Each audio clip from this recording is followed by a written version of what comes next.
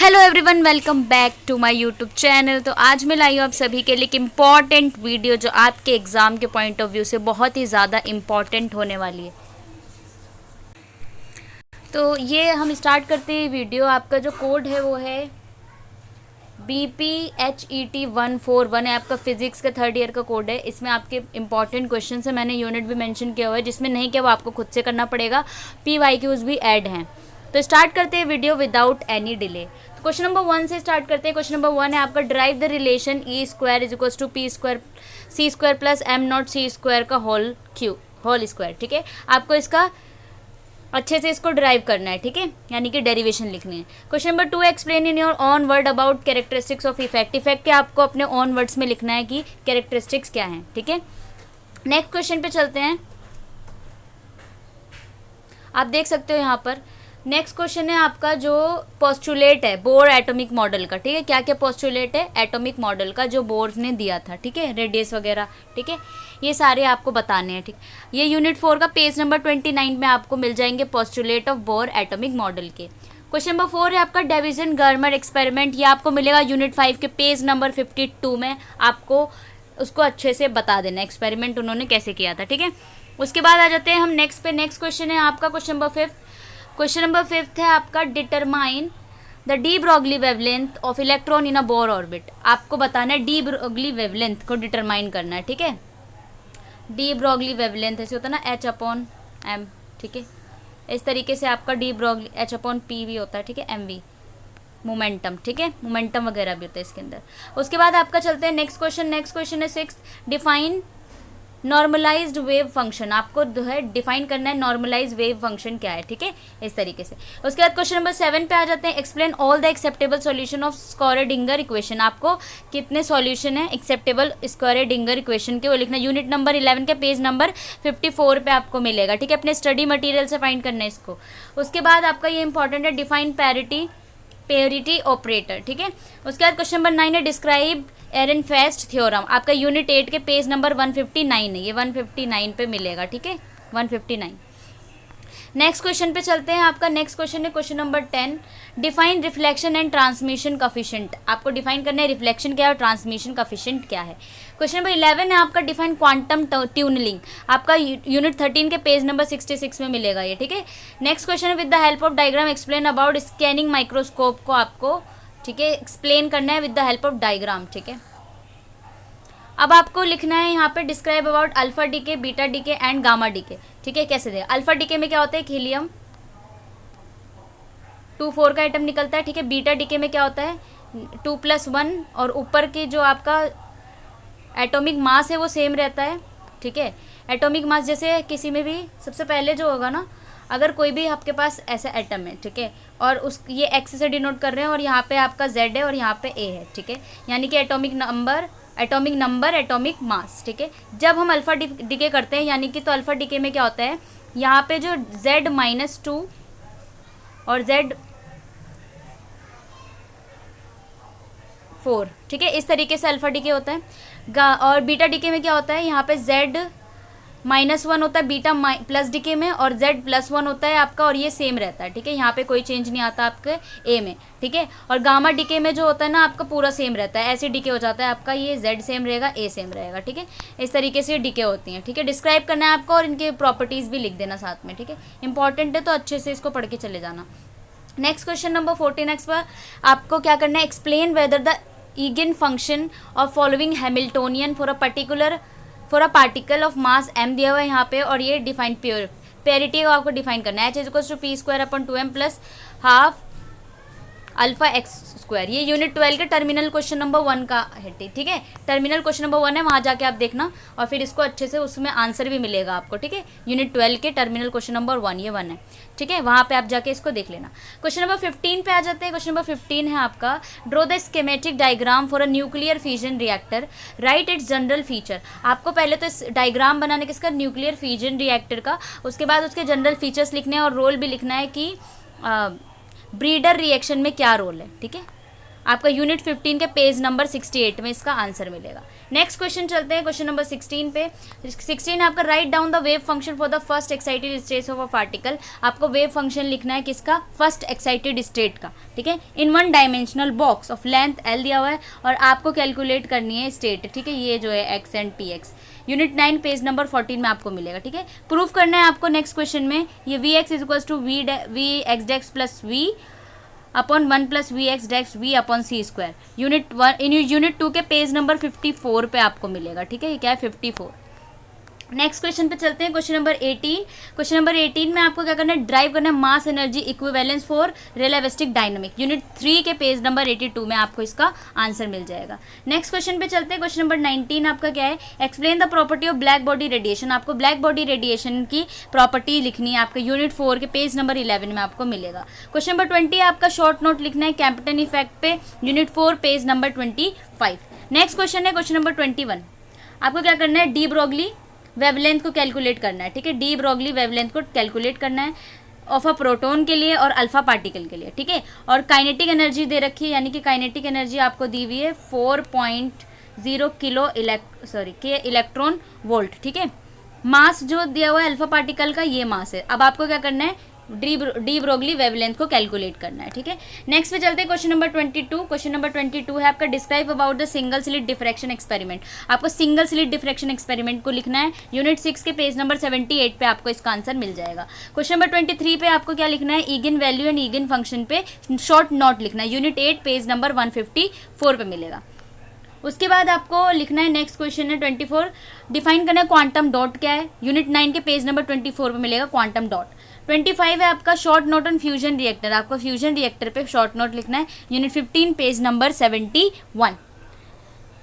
Next question है आपका question number 26, in an internal frame of reference S one of Maxwell equation is written as V vector into E vector is 1 delta B upon C delta T, ठीक है। ये आपका क्या है, Maxwell equation है और आपका कौन सा फ्रेम है, ये inertial frame of reference S है।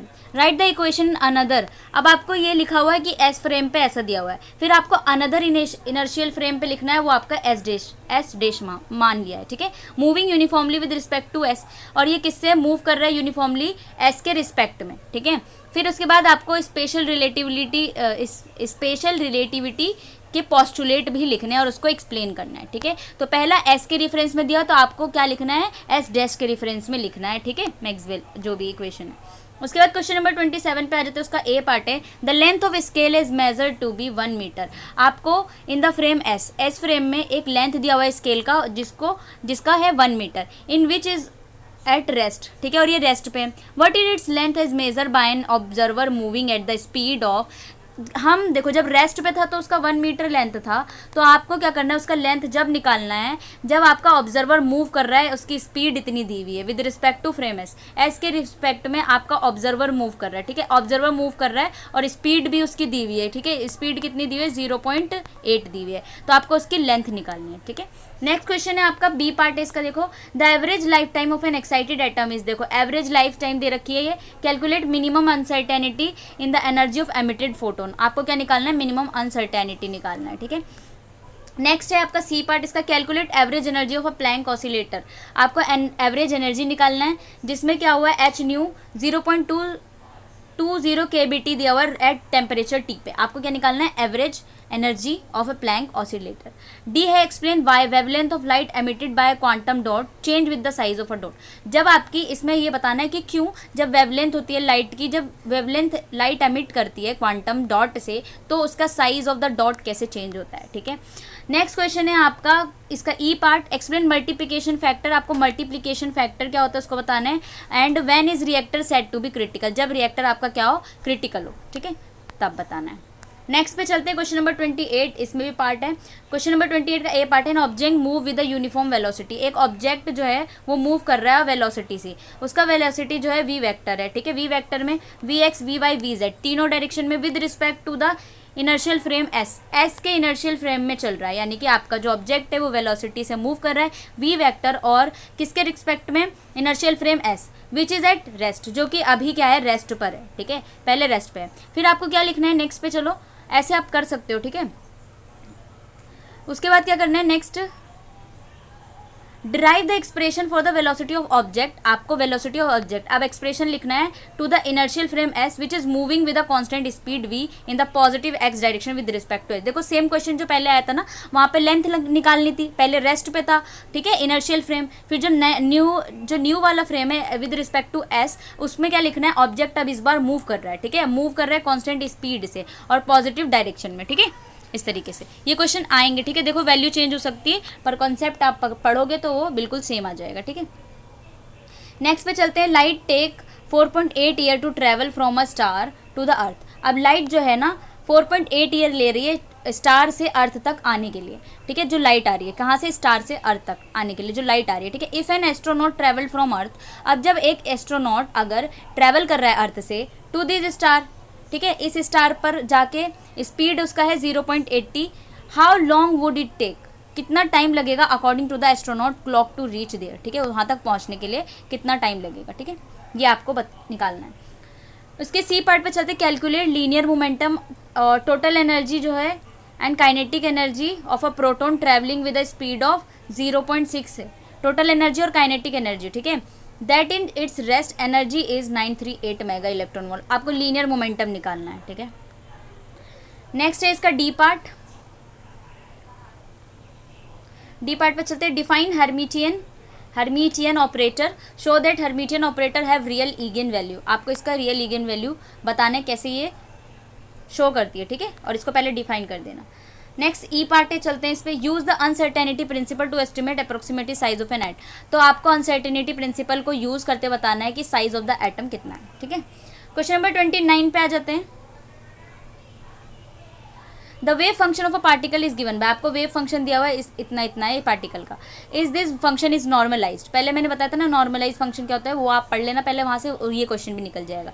उसके बाद आपका इसके सेकंड पार्ट में क्या करना है, calculate the probability of finding of a particle between 0 to x और ग्रेटर देन 2, ठीक है, इसमें आपको क्या निकालनी, प्रोबेबिलिटी। क्वेश्चन नंबर 30 पे आ जाते हैं। यहाँ मेरा ब्लैक पेन खत्म हो गया था इसलिए ब्लू पेन का यूज़ किया, आंसर नहीं है ये, सिर्फ क्वेश्चन है। क्वेश्चन नंबर 30 देखो, a particle is confined with the length segment lying between x is equals to 0 x is equals to 1, solve the time independent Schrodinger equation. आपको क्या सॉल्व करना है, time independent Schrodinger equation for a particle. उसके बाद eigen function और eigen energy function को भी साथ में लिखते चलना, और वो ऑर्थोगोनल है ये भी बताना है, ठीक है। नेक्स्ट क्वेश्चन है आपका क्वेश्चन नंबर 31 का A part, plot a graph between binding energy per nucleon. Binding energy per nucleon का ग्राफ आपको बनाना as a function of mass number and write the main feature of the curve. उसके बाद आपका जो binding energy per nucleon का कुछ इस टाइप से शायद graph, binding energy per nucleon का ग्राफ बनाना है। उसके बाद आपको क्या लिखना है, उसके फीचर्स भी लिखने हैं कि क्या है इस कर्व के फीचर्स, ठीक है। नेक्स्ट है आपका define mean life of a radioactive element. आपको mean life radioactive element का डिफाइन करना है। Mean life of a radioactive element आपको दिया हुआ है, देखो इतने मंथ की रेडियो एक्टिव एलिमेंट की आपकी लाइफ दी हुई है 14.43। तो कैलकुलेट करना है time required for 75% of the element decay, यानी कि 75% डिके के लिए आपको लिखना है क्या, टाइम, कितना टाइम लगेगा, ठीक है। नेक्स्ट इसके सी पार्ट पे चलते हैं। सी पार्ट के for 2 radioactive element A and B दिया हुआ है in transient equilibrium, show that the activity of the daughter nuclei is greater than that of parent nuclei. आपको एक्टिविटी बताना है, जो एक्टिविटी है ना, एक्टिविटी में आपको A is equals to A naught e minus delta t, इस तरीके से एक्टिविटी का फॉर्मूला होता है। तो इसमें बताना है कि आपको शो करना है कि एक्टिविटी जो है डॉटर न्यूक्लियाई की, आपको 2 रेडियो एक्टिव एलिमेंट दिए ए और बी, ठीक है। आपको बताना है कि जो डॉटर न्यूक्लियाई की एक्टिविटी है वो ग्रेटर है उसके पेरेंट न्यूक्लियाई से, और फैक्टर है उसका lambda B by lambda B minus A, lambda A, ठीक है, इस तरीके से। नेक्स्ट क्वेश्चन नंबर 32 पे आ जाते हैं। आपका क्वेश्चन नंबर 32 है, an inertial observation move toward a star at constant speed V naught. आपको बताना है कि ऑब्जर्वर है, ठीक है, और इधर स्टार है, ठीक है, ऑब्जर्वर मूव कर रहा है इससे और उसकी वेलोसिटी क्या है, वी नॉट है, ठीक है।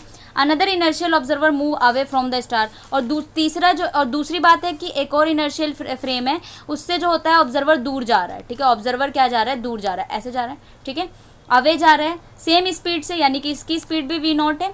Which of the following quantity, अब आपको बताना है which of the following quantities would the observer measure to the same and which would be different. तो आपको बताना है कि कौन सी ऐसी क्वांटिटी जो है ऑब्जर्वर जो है वो सेम है उसकी क्वांटिटी या डिफरेंट है, ठीक है, मेजर करने में, वो आपको बताना है। स्पीड ऑफ स्टारलाइट और वेवलेंथ ऑफ द स्टारलाइट। अब इसके रेफरेंस में आपको क्या करना है, एक्सप्लेन करना है।